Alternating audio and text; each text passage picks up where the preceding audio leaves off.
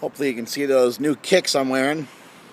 This is Mark Bell from supertraining.tv, Super Training Gym, the strongest gym in the West, answering more questions today for the Power Project, brought to you by dangerouslyhardcore.com.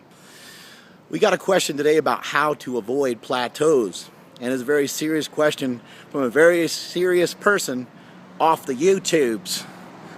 This guy goes by the name of 12-inch wiener. Now, a 12-inch wiener on the internet probably really only equates to about a 3-inch wiener. But anyway, that's another topic for another day. Right now we're talking about plateaus and how to surpass them, how to get around them, how to plow through them. This is kind of a tough question because this is one of those kind of long-winded answers that you get from me from time to time. Training is about so much more than actually training. It looks like training, it looks like lifting weights, but in the end, it's really something else. It's about self-improvement. And how do you continue to improve yourself each and every time? Well, there's a lot of ways to go about doing that. And if you don't have a level-headed mind about it, then it can become more difficult to achieve those things. When you're talking about reaching plateaus, you have to kind of think outside the box. When you do reach a plateau, when you do feel like you fall behind, then you're going to need to start to find some different things to do. You're going to have to change things. The definition of insanity is to do the same thing over and over again and expect a different result. So it sounds like to me the people that hit plateaus are the people that do the same things over and over again. It's a lot of the people that are kind of lying to themselves about their training. They're not pushing themselves. Look yourself in the mirror and ask yourself, are you pushing yourself to the limit? Are you telling your training partners, are you telling the people around you that you want to suffer and that you want to make sacrifices to get better? If you're doing that already and you're still hitting plateaus, then maybe you need a more sophisticated training program, and maybe it's time that you look into the West Side Barbell Method, the conjugate system, the best system in the world, in my opinion. But it really doesn't matter what system you follow, to be 100% honest with you. What matters is that you find something that allows you to push yourself.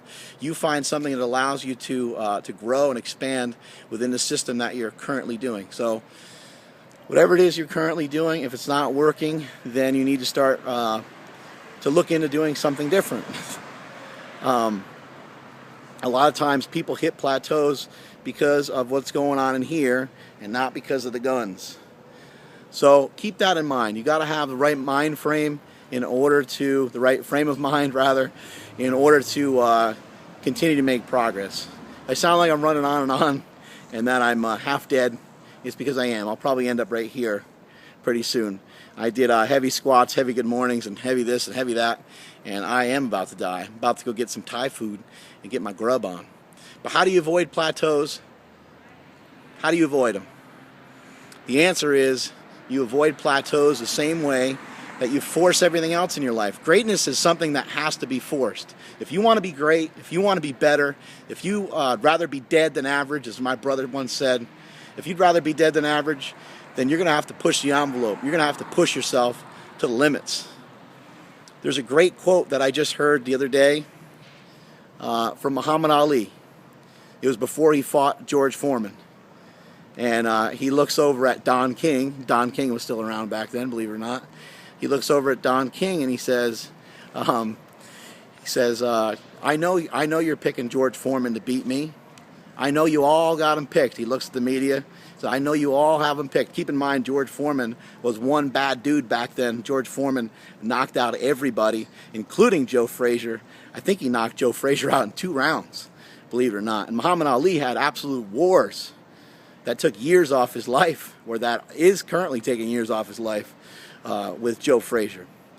And Ali had the confidence that he was going to win that fight. And he looked over at Don King and said, I'm going to show you how great I am. And that's a big quote. That's a huge statement to say, because he's not only talking to Don King, he's not only talking to the media about showing everybody how great he is, he's really talking to himself. And that's what you have to do each and every time you step foot in the gym. It's not about just getting there. It's about what you did that day. It's about what you accomplished that day. What did you do in the gym today? Not just farting around and messing around with your buddies and having a good time. All that can be a part of it, but get your work in. It takes a certain amount of work to be good. It takes a certain amount of work to be great. If you want to get better, you're going to have to work for it. And that is it from supertraining.tv. Later.